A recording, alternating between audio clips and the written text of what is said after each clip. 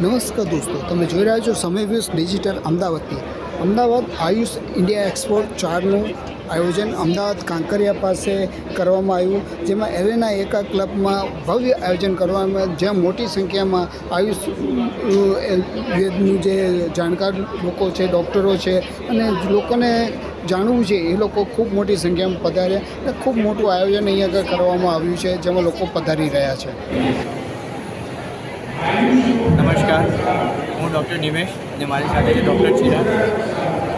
આજે અહીંયા આયુષ એક્સપોમાં અમે ડીવાયનો વર્કશોપ અરેન્જ કરેલો છે કે જ્યાં લાઈવ પંચકર્મા લાઈક અગ્નિકર્મ, રક્તમોક્ષણ, શિરાવેદ, ચૂર્ણબીજ, દસે જેવા પંચકર્મા ટ્રીટમેન્ટ કરીએ છીએ કે જે ઇમરજન્સીમાં શોર્ટ ટાઈમમાં તમને સારું રિઝલ્ટ આપી શકે છે દરેક બીમારીમાં. અને આ લાઈવ પંચકર્મા કરવાનો અમારો ઉદ્દેશ એક જ છે કે લોકોને આયુર્વેદની અવેરનેસ આવે, લોકોને ખબર પડે કે આયુર્વેદ કેટલું ઇમરજન્સીમાં શોર્ટ ટાઈમમાં રિઝલ્ટ આપી શકે છે. myself Dr. Chirag Rawal, founder and director of Divine Ayurveda Multi-Specialty Panchkarma Hospital. Divine Ayurveda 25 bedded Ayurveda hospital છે, જે બોપલમાં ટીઆરપી નંબરમાં સ્થિત છે, જ્યાં ડેઇલી કેર અને આઈપીડી કેરમાં પેશન્ટ્સની ટ્રીટમેન્ટ થતી હોય છે, જેમને એડમિટ કરીને ટ્રીટમેન્ટ કરી શકે. 3 દિવસ, 5 દિવસ, 21 દિવસ સુધી એડમિટ કરાવીને પંચકર્માની ટ્રીટમેન્ટ કરવાની. ન્યુરોલોજીકલ ડિસઓર્ડર, સાંધાના દુખાવા, કમરના દુખાવા, જેમને રિઝલ્ટ નથી મળતા એમાં પણ બહુ સરસ રિઝલ્ટ આયુર્વેદથી આપણે લઈ શકીએ છીએ. અહીંયા અમારા 3 ડાયરેક્ટર્સની અને અમારાથી નીચે તૈયાર થયેલા 30 ડૉક્ટર્સની ટીમ 3 દિવસમાં 5000થી વધુ પેશન્ટને ફ્રી પંચકર્મા ટ્રીટમેન્ટ અને કન્સલ્ટેશનનો લાભ આપી રહ્યા છે. તો તમે પણ એનો લાભ લેવા માગતા હો તો ડિવાઇન આયુર્વેદા બોપલ બ્રાન્ચમાં તમે સંપર્ક કરી શકો. આ એક્ઝિબિશન કાંકરિયા પાસે આવ્યું હોવાથી અને રેલવે સ્ટેશનથી પાસ હોવાથી એટલે લોકો અહીંયા મોટી સંખ્યામાં આવી રહ્યા છે. અહીંયા આગળ ઘણા બધા સ્ટોલો લાગેલા છે. ત્યાં આગળ તમે જોઈ શકો છો કે સેવા સંસ્થાનું લોક સ્વાસ્થ્ય સેવા કેન્દ્રનો બી એક સ્ટોલ લાગેલો છે, જેમાં લોકોને પૂરી માહિતી આપવામાં આવે છે, સમજાવવામાં આવે છે કે કઈ દવા લેવાથી શું થાય. અને થર્ડ પાર્ટી મેન્યુફેક્ચરિંગ આ લોકો કરતા હોય છે, એટલે એ લોકો બતાવી રહ્યા છે, સમજાવી રહ્યા છે કે અમે કઈ કઈ પ્રોડક્ટ બનાવીએ છીએ અને શેનું આયોજન કર્યું છે અને શું કરવા માગે છે આગળ. એવી લોકોને ડૉક્ટરો જે આવે છે પૂછપરછ કરે છે, એમને ડિટેલથી સમજાવે છે.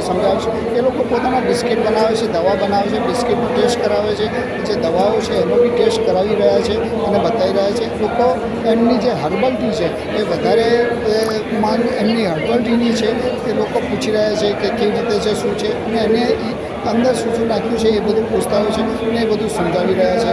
એ લોકોનો સ્ટાફ નમ્રતાપૂર્વક બધાને વાત કરી રહ્યું છે, સમજાવી રહ્યું છે.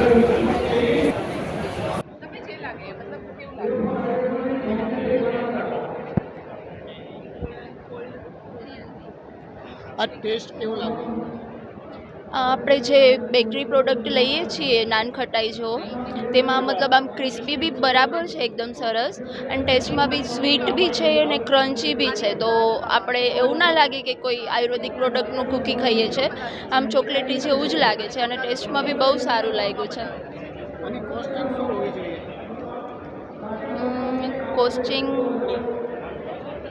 એ તો કંઈ એ બજારમાં અત્યારે અવેલેબલ હોય તો ખરીદી શકીએ. અને અત્યારે નાના બાળકોને આ કૂકીઝને ને એવી બધી પ્રોડક્ટ બહુ જ જોતી હોઈએ, તો મેંદાની આઈટમને એ બધું આપીએ એના કરતાં આ આપીએ તો વધારે સારું રહે. અને મને એવું નહીં લાગતું કે આનાથી કોઈ ઓલું અલગ ટેસ્ટ લાગે, એવું કૂકીઝ જ લાગે છે.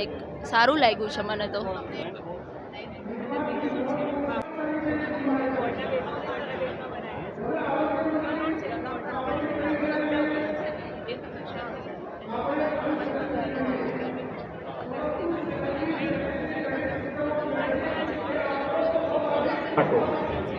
આ આપણા બધા મહર્ષિઓએ પોતાના જ્ઞાન અને અનુભવ દ્વારા માનવ જાત માટે આરોગ્ય ટ્રીટમેન્ટ બનાવી, શૈલ્ય ચિકિત્સા માટેનો પણ પ્રયત્ન. અને સૌથી વધારે બહારથી માણસો આવતા હોય, ફોરેનમાંથી આવતા હોય, ગણેશજીની મૂર્તિ આપણે આપતા હોઈએ, એ વખતે મને